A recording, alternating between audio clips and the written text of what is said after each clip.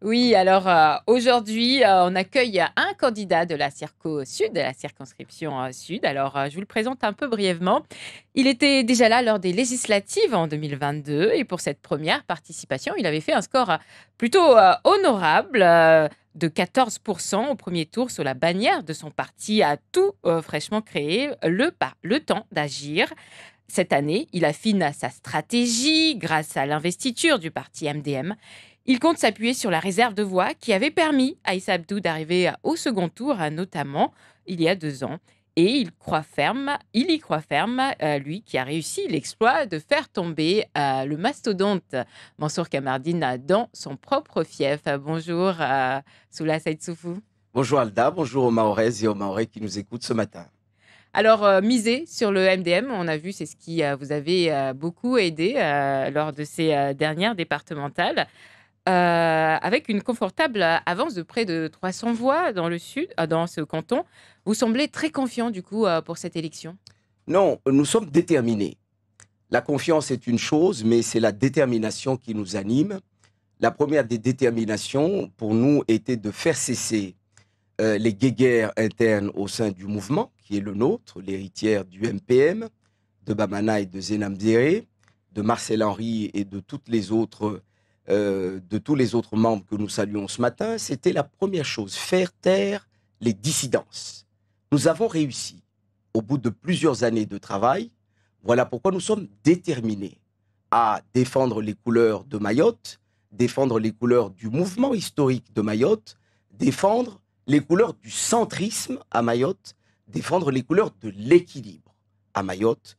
Voilà ce qui nous anime et raison pour laquelle l'ensemble des militants à l'unanimité m'ont confié les couleurs de notre parti dans cette élection. Alors, Anchiabamana, Bouanamani Madi, Mansour Kamardine et vous, est-ce que l'élection de la circonscription sud va une fois de plus se jouer à Sada?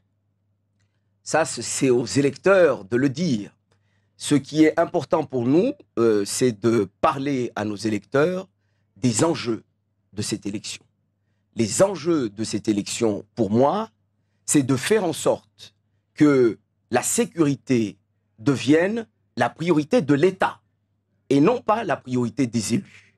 Les élus de Mayotte, du département jusqu'à la mairie, ne sont pas en charge de la sécurité. Il n'est pas normal ici que la question de la sécurité soit la priorité des élus. La priorité des élus doit être le développement économique et social. Voilà notre premier combat, notre première priorité. La sécurité doit être l'affaire de Alors, l'État. justement, une fois, si jamais vous êtes élu, comment vous comptez vous placer dans l'échiquier au niveau national, l'échiquier politique? Nos statuts sont très clairs, nous ne tergiversons pas. Le MPM et puis le MDM sont des mouvements centristes qui siègent au centre avec les centristes de l'Assemblée. Il n'y a aucune ambiguïté là-dessus. Nous n'avons jamais changé de stratégie, non, nous n'en changerons pas. Bamana et les autres ont siégé au centre. Pourquoi? Parce que Mayotte n'a pas besoin de guéguerre partisane. On ne va pas aller à Paris avec un drapeau. Mhm. On va aller à Paris pour ouvrir des portes, pour discuter. Et c'est tout ce que les Maoris demandent. Ça veut dire Donc, quoi être au centre? Parce qu'aujourd'hui, le centre ne pèse pas grand-chose, il faut l'admettre. madame, Ça veut dire quoi? Vous irez à gauche ou à droite en fonction des mouvements? on ne va pas à gauche et à droite en fonction des mouvements, on siège au centre. Il y a des groupes comme le groupe Lyot qui a été créé où siège Madame Youssoufa, qui est un groupe de centristes. Oui, mais on ne Et remporte pas des votes, on ne fait pas passer des textes avec un groupe minoritaire. Comment vous vous allez faire? estimez que Madame Youssoufa ne travaille pas en ce moment? Elle a sa stratégie, mais vous, comment vous allez faire? Non, mais notre stratégie est très claire, c'est ce que nous vous le disons. Nous siégerons au centre, dans le groupe centriste. Il y a toujours un groupe centriste à l'Assemblée ou apparenté. Nous siégerons dans ce groupe. Notre but, c'est quoi? C'est de faire en sorte que le projet de loi Mayotte, dont on va parler, je l'espère, puisse trouver une majorité de gauche comme de droite, une majorité à l'Assemblée pour passer. Vous n'aurez pas une majorité en faisant des petits calculs politiques à Paris. Bah, justement, c'est pour ça que je vous demande comment est-ce que vous allez vous situer par rapport à cette majorité, la majorité qui va émerger. Si c'est une majorité RN, Rassemblement national, comment vous allez vous situer? Si c'est une majorité Front Populaire, comment vous allez vous situer en tant que Nous centriste? allons, au nom de Mayotte, travailler avec la majorité qui sera en place, travailler avec le gouvernement qui sera en place. Il n'est pas question ici d'aller jouer à Paris.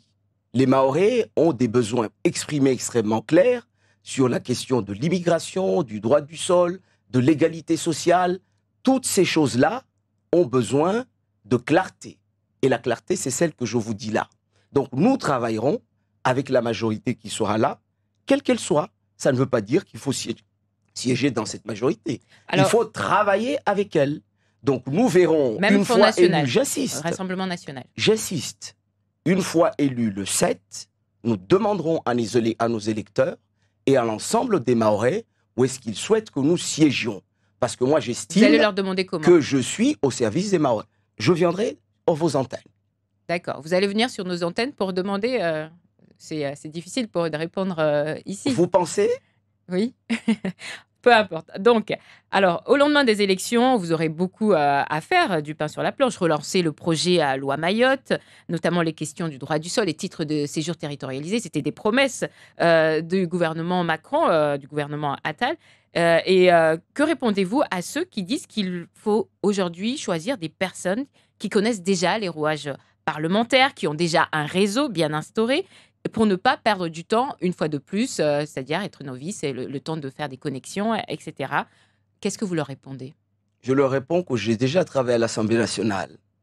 Je connais cette maison comme ma poche.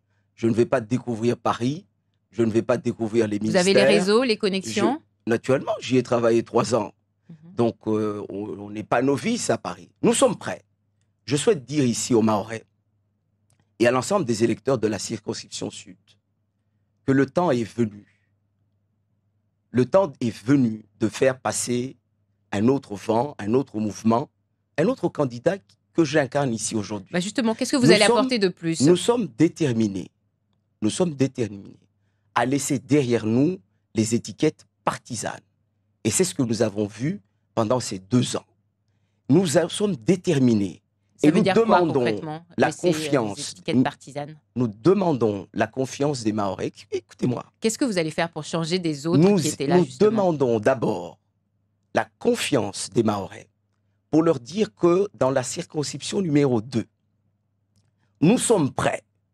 Ils peuvent nous faire confiance. Mais il faut déjà leur expliquer ce que vous allez faire pour qu'ils vous fassent confiance. Il n'y aura pas d'accident nucléaire en votant pour Soula Saïd Soufou et Zouria Foundi Chebani de Bandélé. Oui, mais c'est facile de dire faites-nous confiance. Expliquez-nous ce que vous allez faire. Qu'est-ce que vous allez faire de plus que le député sortant? Quelle stratégie différente? Vous dites en sortir des étiquettes partisanes. Ça veut dire quoi? Comment vous allez être à l'Assemblée nationale? Sortir des étiquettes partisanes, ne pas s'encarter dans un parti, mais travailler avec tout le monde. Ça, c'est la première chose. La deuxième chose, c'est ne pas considérer que la sécurité est la priorité des élus. C'est considérer que la priorité, c'est le développement économique et social et se battre pour que la sécurité soit la priorité de l'État. Parce qu'il ne faut pas que nous inversions les rôles. Bien trop souvent, on s'est caché derrière les manquements de l'État, de l'insécurité, pour ne pas faire ce qui relève de notre compétence, c'est-à-dire le développement économique, la jeunesse, la formation professionnelle, l'insertion. Ce sont ça, madame. Alors, on va rentrer justement priorité. dans votre programme. Vous parlez de l'insécurité. Qu'est-ce que vous allez faire de différent par rapport aux députés sortants pour avoir des résultats? La première chose à faire, je vous le dis, c'est de nous battre pour que la sécurité devienne la priorité de l'État. Comment? Ça, c'est la première chose. La deuxième chose... Non, mais c'est facile de dire, on va faire ça, mais si vous ne nous dites pas comment, c'est juste une phrase comme ça. Mais ce n'est pas une phrase, madame. Moi aussi, je peux vous dire, je vais me battre pour que la sécurité ne soit plus un problème. Écoutez-moi, madame, se battre pour que la sécurité soit la priorité de l'État, c'est faire 2 choses essentielles.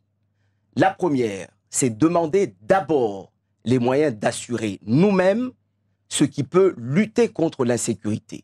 Ce qui peut lutter contre l'insécurité, parce que c'est un travail à 2.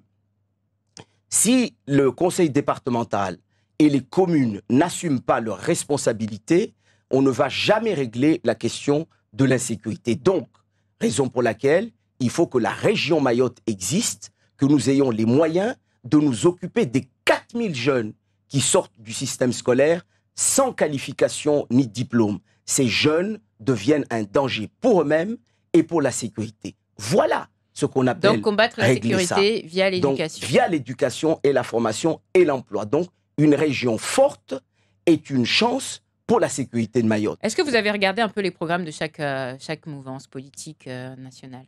Oui, pour le moment... Lesquels vont le plus dans le sens de ce que vous prenez? En tout cas, pour le moment, le programme du Front populaire m'inquiète. Pourquoi? Je vois beaucoup de désarmement de la police, beaucoup de choses qui m'inquiètent. Au moment où les Mahorais demandent un renforcement de la sécurité, je vois un programme très laxiste. Ce n'est pas le programme qui nous enchante au MDM. Nous sommes pour la sécurité, nous sommes pour la tranquillité, nous sommes pour la défense, nous sommes pour la surveillance des frontières. Et je ne vois rien de tout cela dans le programme. Le Front populaire, par contre, fait beaucoup plus en termes de développement économique, propose beaucoup plus, notamment pour Mayotte. Il y a des points vraiment très... Ce n'est pas le programme qui nous agrée. Voilà. Nous voulons un programme qui garantisse la sécurité des Mahorais et qui, en plus, favorise le développement. Pas qui favorise uniquement le développement. Le programme du Rassemblement national, alors? Je ne l'ai pas encore consulté. Je me suis attardé à stabiliser notre parti qui est déterminé à gagner cette élection en faisant du développement économique, de la jeunesse et de l'éducation une priorité. Alors, je vais vous donner quelques éléments. Aux côtés d'un État qui assume pleinement ses missions régaliennes. Je vais vous donner quelques éléments du programme du Rassemblement national. Suspendre les allocations familiales pour les parents de mineurs délinquants récidivistes. Il y a aussi une loi d'urgence sur l'immigration, la suppression du droit du sol sur tout le territoire et la création d'un fonds pour remplacer l'aide médicale d'État. Donc voilà, et puis faciliter l'accélération des procédures d'éloignement, évidemment très très ferme sur tout ce qui est immigration et sécurité. Un peu moins de points sur le reste. Donc, vous allez suivre, si jamais le Rassemblement national est au pouvoir, vous allez suivre ce programme? Mais ce sont des choses qui ont déjà été plébiscitées par les Mahorais. Vous n'allez pas, vous, en tant que parlementaire, faire une mission différente de celle qui vous est confiée. Si c'est ce que souhaitent les Mahorais, il faut, une fois investi, une fois candidat, une fois élu, être au service des Mahorais. J'entends avec Zouria être pleinement au service des Mahorais. Vous trouverez une partie de ces éléments qui ont été plébiscités par les Mahorais dans notre programme, aux côtés du développement économique et Donc, social. on a compris, vous êtes plus, par rapport à votre ligne, vous êtes plus du côté Rassemblement national par rapport à ce qui concerne la sécurité et l'immigration. Et vous dites que de l'autre côté, le Front populaire est plutôt laxiste sur ces questions. Donc, vous allez quand même jouer avec le Front populaire, vous allez quand même vous allier au Front populaire si jamais ils sont au pouvoir. Comment vous allez faire pour vous faire entendre? Écoutez ce que je dis, madame. Je ne vous ai pas parlé d'alliance. Je vous ai parlé de travailler avec les majorités en place et les gouvernements en place. Comment vous allez travailler avec le Front populaire dans ce cas-là? Ce qui est différent. Comme Younoussa Babana et Marcel Henry ont travaillé avec des majorités qui n'étaient pas les leurs. En siégeant au centre, vous vous donnez la possibilité de travailler avec tout le monde.